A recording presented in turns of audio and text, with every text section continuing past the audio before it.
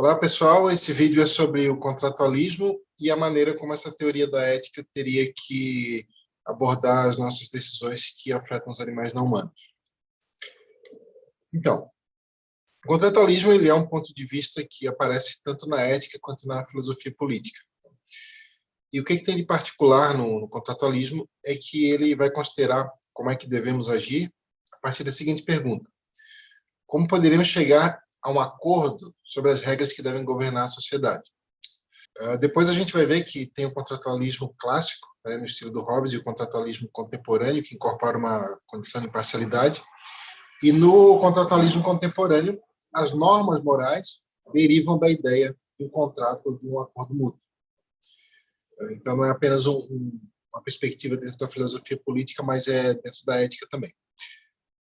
Então, o objetivo, né, desse contrato é que as partes cheguem a um acordo que seja aceitável para todos. Essas são características gerais do contratualismo. Por vezes é afirmado que o contratualismo não apoia a consideração moral dos animais não humanos, que não considera os animais não humanos de maneira direta, né? Ou seja, que o bem dos animais não humanos, segundo esse entendimento, o contratualismo não importaria por si. Contudo, né, como a gente já vê no vídeo, existem razões para se concluir que sim, que o contratualismo apoia a consideração moral direta dos animais não humanos, e, inclusive, poderia prescrever o antiespecismo e defender a igual consideração de todos os seres sencientes, independentemente de espécie, e que poderia, inclusive, prescrever tanto o veganismo e abolir a exploração animal, quanto ajudar os animais selvagens, independentemente de que aquilo que os prejudica tem a origem ou não em práticas humanas. Então, é isso que a gente vai ver nesse vídeo aqui. Bom, então, qual é a ideia geral que define o contratualismo, né? É a visão que defende que os princípios morais e políticos que deveríamos seguir no mundo real são aqueles princípios que aceitaríamos em um contrato hipotético. O que muda, de acordo com cada variante do contratualismo, é o que torna legítimos esses princípios, dependendo da forma como é pensado o contrato. Então, na teoria do contrato social antiga, né, por exemplo, do Thomas Hobbes, que está lá no Leviatã, que é de 1651,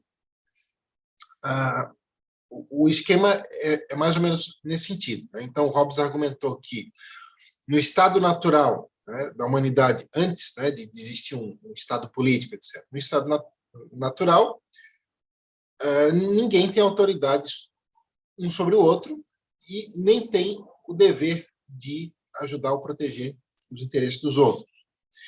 Só que o Hobbes caracterizou, então, esse estado de natureza como de guerra constante, né, de todos contra todos, né, em que a vida era tipicamente desagradável, brutal e curta. E, para escapar dessa situação perigosa, o Hobbes argumentou, então, que as pessoas se uniram voluntariamente para adotar um sistema político. Ou seja, nesse estado natural, cada um reconhece que a vida em seu estado natural é perigosa, é curta, é muito difícil, etc., e porque cada um é capaz de prejudicar os outros, mas também, ao mesmo tempo, vulnerável de ser prejudicado. Então, os agentes abdicariam mutuamente dessa possibilidade de prejudicar os outros para também se proteger. Essa é a ideia. Então, para o Hobbes, né, o ponto de partida é a vida nesse estado natural, né? E, então, é a ideia de que nossos contratos sociais são motivados por essa nossa inclinação natural para viver, né? Então, abdicamos de prejudicar os outros para também que os outros façam o mesmo. Então, por trás disso, né, estão razões puramente de interesse próprio. Então, por razões de interesse próprio, todos abririam mão do seu, digamos, direito natural de prejudicar os outros, mas apenas se os outros fizerem o mesmo. Então, ao contrário da maioria dos contratualistas modernos, que a gente vai ver depois, que incorpora uma noção de imparcialidade, o Hobbes não idealizou a sua posição inicial para garantir imparcialidade ou justiça. É apenas o interesse próprio e a necessidade de se proteger. Então, como a gente vai ver a seguir, isso permite que um contratualista, no estilo hobbesiano, né, nesse estilo antigo, endosse princípios morais que promovam a desigualdade ou mesmo a escravidão, etc. Resumindo, qual é a ideia do contratualismo antigo, né, no estilo do Hobbes? Sem nenhuma regra política, todos viveríamos em um estado de natureza em que nossas vidas seriam continuamente ameaçadas uns pelos outros, né? E nesse estado de natureza, então escolheríamos adotar um sistema político que garantisse a nossa segurança. Então vejo que essa é uma questão de poder, né? Os agentes racionais têm o poder de prejudicar os outros, mas escolhem mutuamente abdicar desse poder por uma questão de segurança própria, de autointeresse. Então, só que isso resulta num problema, né? Porque se a razão é apenas o autointeresse, né, então será que seria legítimo um grupo mais poderoso se unir para oprimir outro mais fraco? Porque então não teria razão para respeitar os interesses desses membros do grupo mais fraco. Então, essas formas mais antigas de contratualismo, como essa do Hobbes, né, sustentam que os indivíduos são primariamente autointeressados e que um indivíduo racional vai tentar minimizar a sua vulnerabilidade e maximizar o seu próprio benefício, os seus próprios interesses. E é claro que isso, então, vai resultar em desigualdade devido aos desequilíbrios naturais de poder. Por exemplo, as partes mais fracas poderiam concordar com um princípio do tipo o mais forte está sempre certo. Porque elas estariam numa condição ainda pior se não aceitassem esse princípio, né, já que os mais fortes têm o poder de prejudicá-los. Então, no entanto, não são todas as versões do contratualismo que implicam essa desigualdade extrema. Como a gente vai ver, né, a maioria das formas contemporâneas de contratualismo conclui que devemos respeitar os outros, mesmo em situações onde haveria a possibilidade de prejudicarmos esses outros sem que nada de ruim acontecesse para nós. Então, a maioria das formas contemporâneas de contratualismo inclui essa exigência de imparcialidade que a gente vai ver logo em seguida. Então, vamos ver agora sobre o contratualismo contemporâneo. Então, o contratualismo contemporâneo ele difere da teoria tradicional do contrato social de várias maneiras.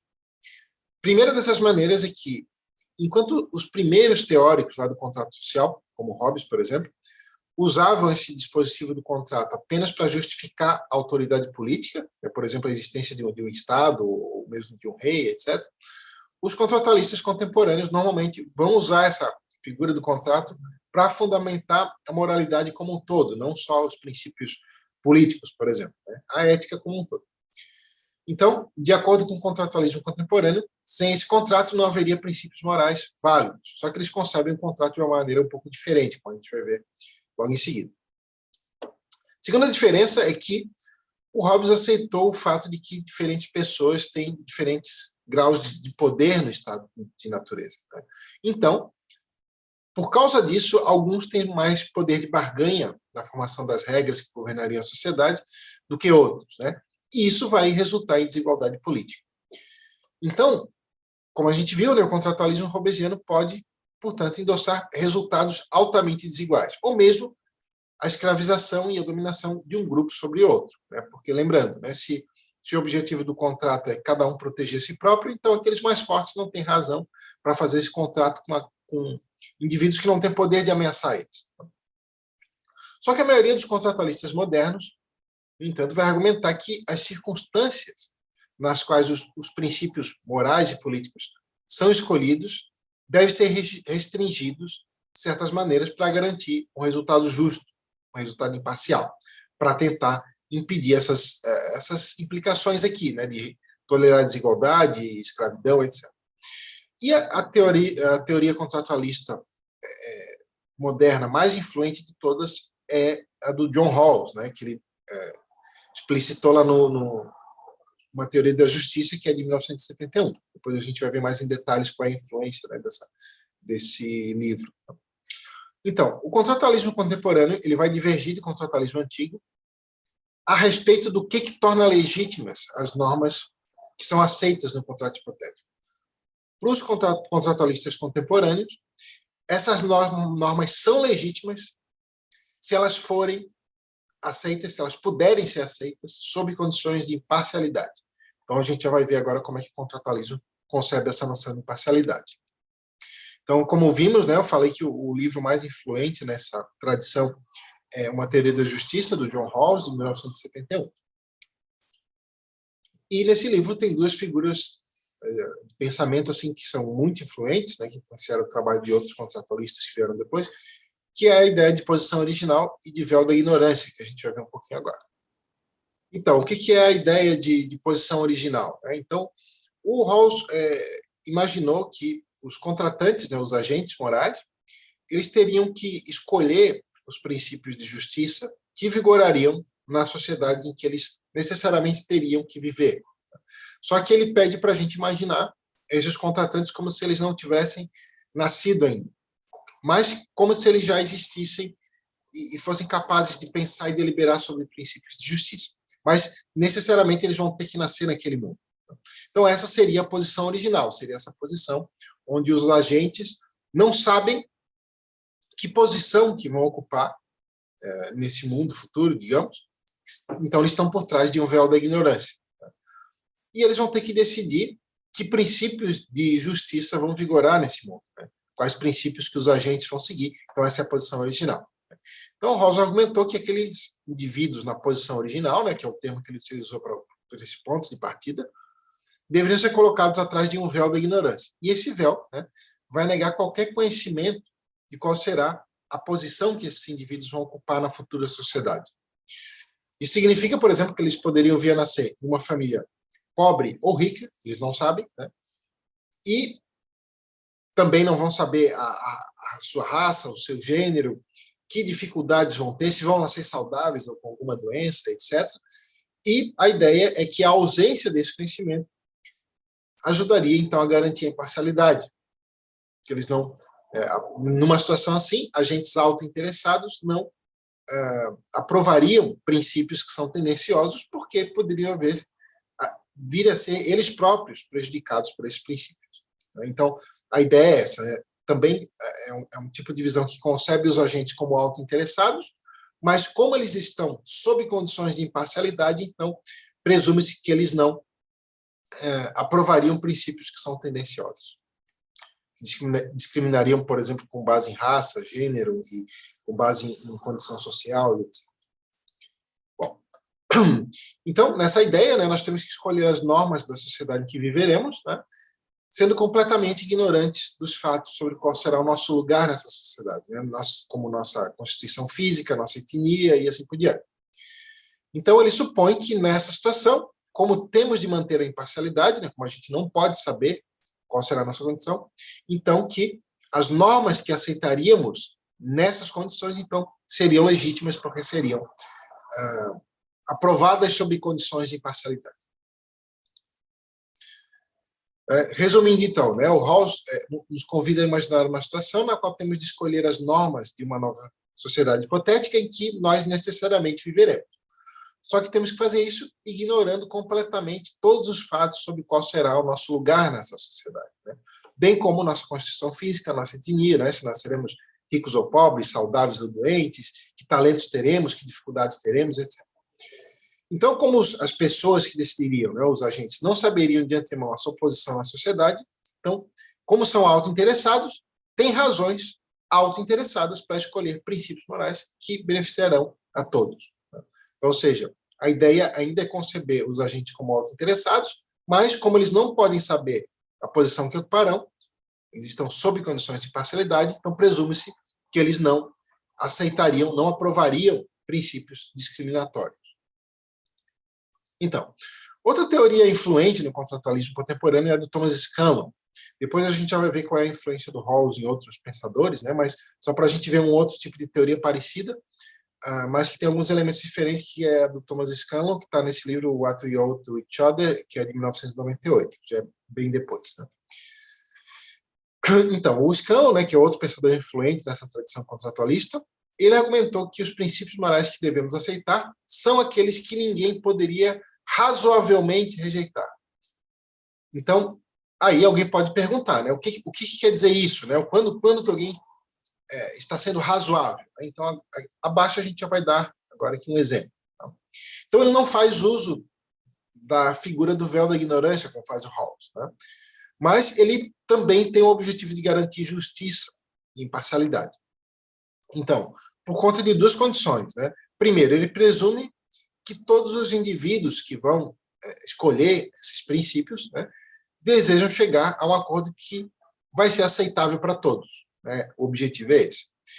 E 2, ele estipula que o que conta como fundamentos razoáveis para se rejeitar um princípio. E é isso que a gente vai ver agora. Então, nessa teoria do Scanlon, os indivíduos, eles, diferentemente da ideia do contratualismo antigo, né, do Hobbes e mesmo da teoria do Rawls, né, na teoria do Scanlon, os indivíduos, eles são motivados tanto pelo seu auto-interesse quanto pelo respeito básico por outras pessoas. Tá? Então, a motivação aqui não é só auto-interessada.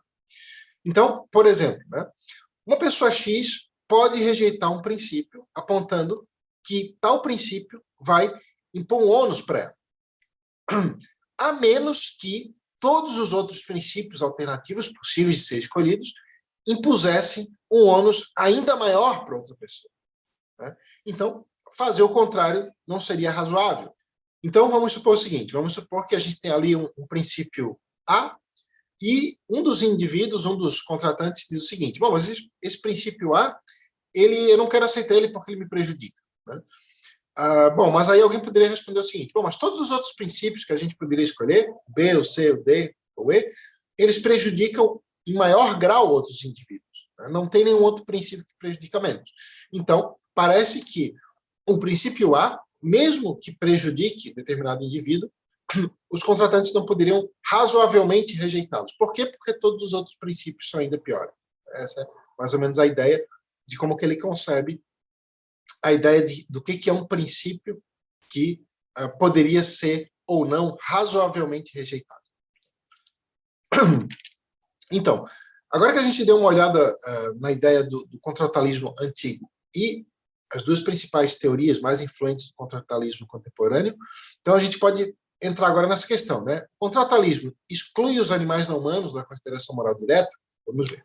Então, uma crença comum é a de que o contratualismo não pode justificar o reconhecimento de consideração moral plena aos animais não humanos. Talvez nem mesmo consideração moral direta. Essa é a crença comum, que é uma crença que muitos contratualistas também mantêm. Né? Por exemplo, o próprio Rawls e o próprio Scanlon afirmam que as versões que eles construíram do contratualismo não se aplicam aos animais não humanos.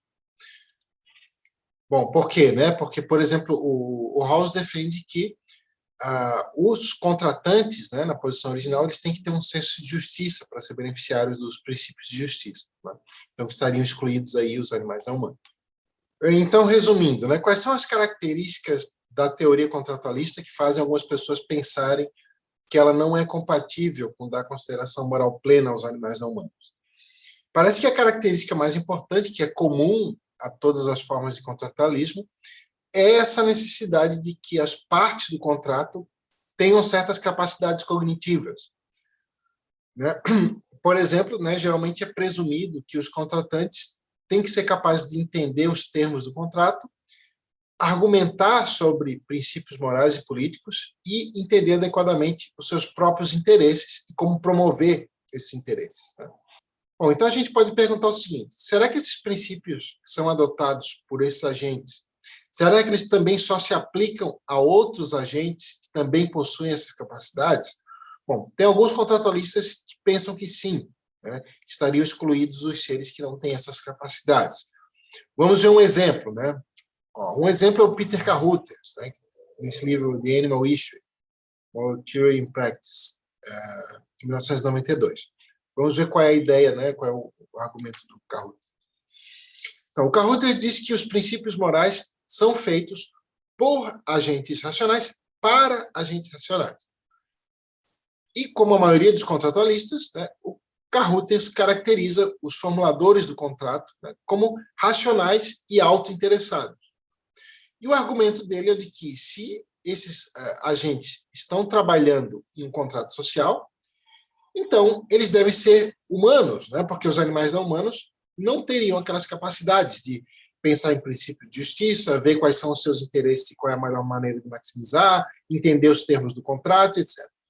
Então, para o Carruthers, é por isso que, mesmo por trás do véu da ignorância, onde os agentes não saberiam que posição ocupariam, esses agentes, que são as partes negociadoras do contrato, podem presumir que eles são humanos, porque senão eles não teriam essas capacidades. Então, o Carruthers argumenta que os animais não humanos não devem ser considerados moralmente, né, de maneira direta, porque apenas as partes racionais podem negociar o contrato e apenas os humanos são racionais. Então, a conclusão é que, se essas partes negociadoras do contrato sabem que serão humanos naquela nova sociedade hipotética, então essas partes não têm nenhuma razão autointeressada para concordar com quaisquer princípios morais que vão restringir o seu próprio comportamento para proteger os interesses dos animais. Então, resumindo, né, o Carruthers defende que os animais não humanos não temos deveres diretos para com eles, né, que seja lá o que fizermos a eles que for prejudicial para eles, matar, causar sofrimento, etc., se isso não prejudicar nenhum outro contratante, então estaria correto, por conta desse argumento aí. Então, na verdade, o que a gente vai ver agora é o seguinte: a gente vai ver vários problemas com essa linha de argumentação. Alguns desses problemas são específicos do argumento do Carruthers, e outros desses problemas são problemas que se aplicam à teoria contratualista de forma mais ampla, tá? Ou pelo menos a esse entendimento da teoria contratualista como excluindo os animais não humanos da consideração moral direta. Vamos ver. Então, o maior problema é essa suposição que aparece em vários contratualistas de que os formuladores do contrato, né, aqueles que vão decidir sobre os princípios morais que vão governar as interações futuras desses contratantes, essa suposição de que os formuladores do contrato e os beneficiários do contrato, que são aqueles que vão desfrutar das proteções morais que o contrato oferece, eles têm que ser os mesmos indivíduos. Por que isso é um problema? Porque não tem nada na própria estrutura do contratualismo que exija isso. Por quê? Bom, porque os formuladores do contrato podem simplesmente decidir estender os termos do contrato para proteger outros indivíduos que não fazem parte da negociação, como é o caso, por exemplo, dos animais não humanos, mas também das crianças e dos humanos que têm certas deficiências mentais, etc. Que, então, são esses indivíduos, né, que eles são incapazes de participar, mas os próprios contratantes poderiam decidir estender a proteção do contrato para esses indivíduos. Bom, mas, diante disso, se poderia perguntar, mas por que os formuladores do contrato estenderiam essa proteção para aqueles que não fazem parte das negociações, se esses formuladores são autointeressados? Então, essa é a questão, né? Será que eles estenderiam, uma vez que são estipulados como agentes puramente autointeressados? Bom, vamos ver dois tipos de argumento que defendem que sim, que eles teriam que estender essa proteção. Um que foi proposto pelo Donald van der Veer e outro que foi proposto pelo Mark Rowland. Então, nós temos aqui primeiro o argumento do Donald van der Veer, que também é um teórico nessa tradição contratualista, né, que está nesse artigo, né, On Beast Persons in the Original Position, né, sobre, digamos assim, a tradução, né, sobre bestas, pessoas e a posição original, que é um artigo de 79. Então, o van der Veer, ele argumentou que os formuladores racionais do contrato escolheriam sim estender a proteção moral aos animais não humanos, mas justamente por conta de motivos puramente autointeressados. Bom, então, como que é o argumento do Donald van der Veer? Né? Então, ele baseou o argumento dele numa interpretação do véu da ignorância, lá do Rawls, né?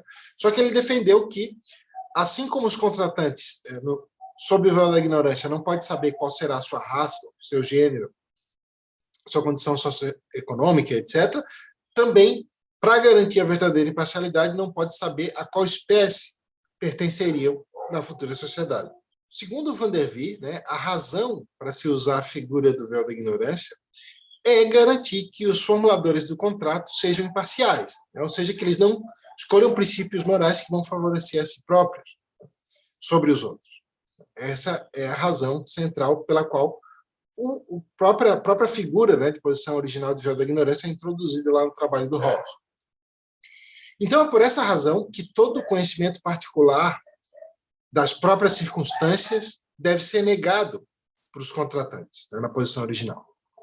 Então, o Van der Veer, ele observa o seguinte, que é presumido que os agentes na posição original têm grandes capacidades cognitivas. Por quê? Porque eles são capazes de entender e argumentar sobre princípios morais e políticos que são muito complexos, né, E, geralmente, esses agentes são considerados como tendo conhecimento geral, substancial, de psicologia, de economia e de outros campos que são relevantes para projetar essa estrutura básica da sociedade que eles vão viver. Por que essa observação é importante? Porque se esses contratantes soubessem que eles manteriam esse altíssimo nível de racionalidade na futura sociedade em que viveriam, então, na posição original, eles ficariam tentados a adotar princípios que favorecessem desproporcionalmente os membros mais racionais dessa sociedade sobre os outros. Então, deixariam de ser imparciais. Eles poderiam ficar tentados a adotar esses princípios porque eles poderiam perceber que assim se auto-beneficiariam. Então, o ponto é, se eles não podem assumir que serão altamente racionais nessa nova sociedade, então isso abre a possibilidade de que eles venham a ser um animal não humano senciente. E diante dessa possibilidade, então eles têm motivos para rejeitar princípios morais que permitam a discriminação contra os animais não humanos. Bom, então a ideia, em termos gerais, é essa, né? Presume-se que os contratantes da posição original possuem um alto grau de racionalidade para entender toda a estrutura do contrato e dos interesses humanos e noções básicas, ou até substanciais de economia, etc. Bom, e de natureza humana. Mas, bom, se os contratantes, por trás do véu da ignorância, soubessem que na futura sociedade manteriam esse altíssimo grau de racionalidade, como eles são auto-interessados, podiam ficar tentados a escolher princípios morais que favorecessem tendenciosamente os membros mais racionais da sociedade. Então, se no véu da ignorância tem que ser negado a eles o conhecimento de que são seres altamente racionais, né? Então eles poderiam vir a ser seres com um menor grau de racionalidade, então não tem por que fazer com que no véu da ignorância eles saibam que serão humanos.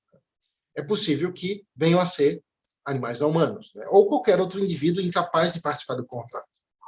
Bom, vamos ver um argumento que chega numa conclusão similar, mas por um caminho diferente, que foi desenvolvido pelo Mark Rowland, né, que é outro teórico de tradição contratualista. Tem em vários livros, né, mas um deles é esse que é Animal Rights, Moral Theory and Practice, que é de 98 e tem uma edição ampliada em 2009.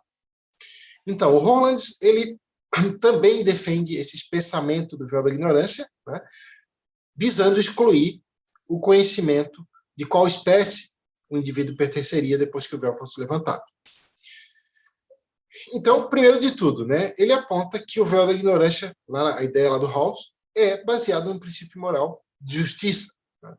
E a compreensão de justiça lá do Rawls enfatiza a igualdade moral de todas as pessoas e nega, né, que diferenças moralmente arbitrárias entre as pessoas devam resultar em perspectivas de vida melhores ou piores. Né? Então, veja, é uma ideia de justiça que nega, digamos que, diferenças moralmente arbitrárias possam justificar desigualdades. Então, o que seriam essas diferenças moralmente arbitrárias para o Rawls? Né? Bom, isso vai incluir não apenas a posição socioeconômica com qual alguém nasce, né, que é uma questão puramente de sorte, mas toda e qualquer questão característica que não resulte de mérito. Né? Então, por exemplo, as características naturais com as quais alguém nasce, como a inteligência, a beleza, ou a saúde, né? Ou certos talentos naturais, etc., porque são todos resultados da loteria natural. Então, ele defende que essas propriedades naturais são moralmente arbitrárias, no sentido de que o indivíduo não faz nada para merecê-las. Tá? Elas são simplesmente o resultado da sorte e do azar na loteria natural. Só que, como ninguém merece a sua boa ou má sorte nessa loteria, então, segundo Rawls, tampouco merece os benefícios que essas propriedades moralmente arbitrárias não merecidas trazem. Por exemplo, um salário alto por conta da inteligência ou por conta da beleza e etc. Então, é por essa razão que o véu da ignorância exclui o conhecimento das próprias propriedades naturais que alguém teria na futura sociedade. Então, uma vez que alguém entende por que o conhecimento das suas próprias propriedades naturais deve ser retido por trás do véu da ignorância, né? Inteligência, força, talentos, dificuldades, etc., então fica claro que o conhecimento da própria espécie também deveria ser excluído, porque isso também é uma característica moralmente arbitrária, porque não é merecida. Também é resultado da sorte ou azar da loteria natural. Então, ou seja, né, o pertencimento a uma espécie, assim como todas as outras propriedades naturais, é o resultado não merecido da loteria natural. Né? Ou seja, o indivíduo ele nasce membro da espécie humana por questão de sorte, né? Não porque ele merece. E a espécie, né, como tal, deve ser entendida como uma propriedade, então, moralmente arbitrária. E os benefícios que dela resultam, né, que resultam do pertencimento a essa ou aquela espécie, também são não merecidos. Então, para evitar inconsistência, para evitar incoerência, o Hollands defende que um contratualista haussiano, né, que adota aí a ideia de véu da ignorância, deve, então, excluir o conhecimento da sua própria espécie na posição original. Então, em resumo, né, o argumento dele defende que nós temos fortes razões auto-interessadas para não aceitar um princípio moral que discrimine contra indivíduos de um grupo, se não tivermos certeza se pertenceremos ou não a esse grupo. Então, isso significa que as partes do contrato não vão querer aceitar princípios morais que discriminem contra seres sencientes que não pertencem à espécie humana, se lhes for negado o conhecimento de qual espécie pertencerão. Então, basicamente, a ideia é essa, né, que se a posição original e o véu da ignorância visam garantir imparcialidade, então os contratantes não poderiam saber também a que espécie pertenceriam, e que se eles não soubessem a que espécies pertenceriam, eles não aprovariam o especismo, porque perceberiam que, por duas razões, né? Primeiro, que o especismo é completamente arbitrário, né? E como eles são agentes auto-interessados, eles não iam querer vir a ser prejudicados pelo vigorar desse princípio. Então, dada a probabilidade de eles poderem vir ser animais não humanos, né, depois que o véu fosse levantado, então não aprovariam princípios especistas. E tem um segundo ponto. Tá? Além disso, como os animais não humanos são a vasta maioria dos indivíduos, a probabilidade dos contratantes serem sorteados para serem animais não humanos, depois que o véu da ignorância fosse levantado, é altíssima. Na verdade, seria muito, muito provável que depois que o véu fosse levantado, que cada um fosse animais não humanos. Portanto, eles possuem razões auto-interessadas para rejeitar o especismo e, inclusive, para decidir priorizar melhorar a situação dos animais não humanos. Então, ou seja, são razões auto-interessadas, mas por estarem sob uma condição de imparcialidade, rejeitariam o especismo e poderiam, inclusive, defender a prioridade dos animais não humanos. Como que se poderia rejeitar isso? A única outra opção seria desistir completamente da imparcialidade, né, e adotar lá uma forma do tipo hobbesiana pura de contratualismo. Né? Só que essa é uma posição que a maioria de nós rejeitaria, né, porque, como vimos, né, poderia admitir e permitir coisas como, por exemplo, a escravidão. Tá?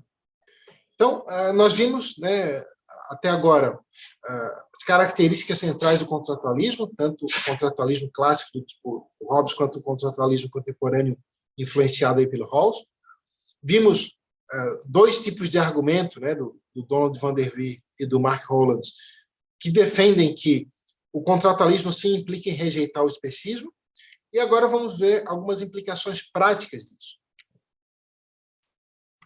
Bom, então nós vimos que, se os argumentos ali do Van der Wee e do Hollands fazem sentido, então o contratualismo contemporâneo, assim como outras teorias éticas que vimos em outros vídeos, né, é incompatível com a exclusão moral dos animais não humanos e é incompatível também com o especismo, né, porque, do contrário, teria que rejeitar a noção de imparcialidade.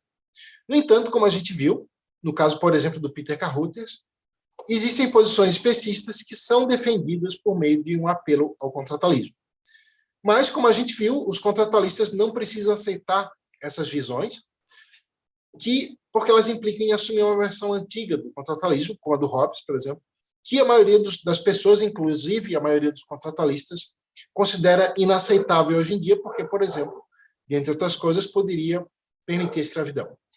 Então, parece que isso implica, então, que do contratualismo se segue que não devemos aceitar práticas que sejam prejudiciais aos animais não humanos, mas que beneficiem os seres humanos.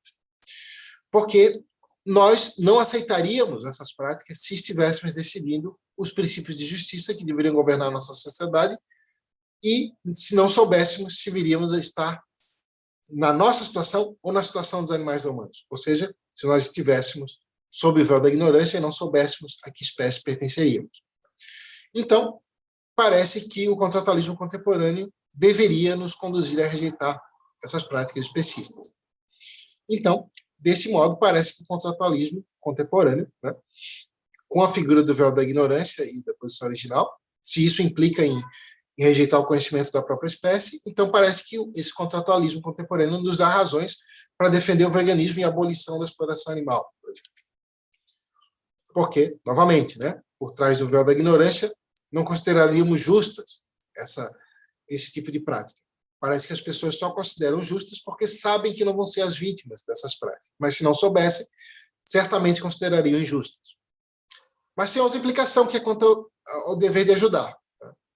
Parece que essa visão também conduziria a uma posição em relação a ajudar os animais, que é semelhante à nossa posição em relação a ajudar os humanos. Né?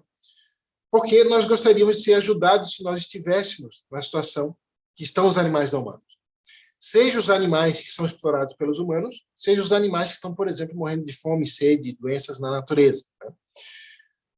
Esses animais poderiam ser ajudados, em muitos casos, mas não são por conta do especismo. Mas parece que se nós não soubéssemos se nós estaríamos ou não na posição deles, certamente que consideraríamos injusto o indivíduo não ser ajudado nessas condições. Então, parece que o contratualismo contemporâneo nos levaria a ajudá-los por conta daquelas razões apresentadas anteriormente. Porque se nós fôssemos autointeressados, mas não soubéssemos a posição que ocuparíamos, parece que, então, decidiríamos que os agentes têm um dever de ajudar os outros indivíduos em necessidade. Principalmente porque, dada a alta probabilidade de sermos nós aqueles que estariam nessas condições depois que o véu fosse levantado. Bom, mas tem uma outra implicação que é mais interessante ainda, que é quanto à prioridade, que essa implicação raras vezes é mencionada. Tá? Bom, então vamos supor, então, que nós estamos lá na posição original e somos puramente autointeressados. Tudo que nós queremos é maximizar o nosso próprio bem. Bom, e vamos supor que, então, existem dois grupos de indivíduos que vão existir na futura sociedade em que habitaremos. Tá? E nós temos que decidir qual desses grupos, os seus membros, deveriam receber prioridade em ter a sua situação melhorada. Então, o grupo A apresenta uma quantidade vastamente maior de indivíduos. Na proporção, assim, de para cada indivíduo do grupo B tem 1 bilhão de indivíduos do grupo A. Tá? E a vasta maioria desses membros do grupo A, vão estar numa situação muito pior do que os indivíduos membros do grupo B. Vai ter alguns membros do grupo B que vão estar numa situação ruim, mas, normalmente, os indivíduos do grupo A, que são a vasta maioria, vão estar numa situação muitíssimo ruim e muitíssimo pior. E, além disso, vamos supor que a gente sabe que os membros do grupo A são muito mais negligenciados, né? Que quase ninguém se importa com eles. Obviamente que, sob condições imparciais, se a gente não soubesse se poderíamos estar no grupo A ou no grupo B, parece que é o grupo A que decidiríamos que os seus membros devem receber prioridade. Por quê? Porque são uma quantidade vastamente maior, porque estão numa pior situação e porque são muito mais negligenciados. Então, outro ponto, né?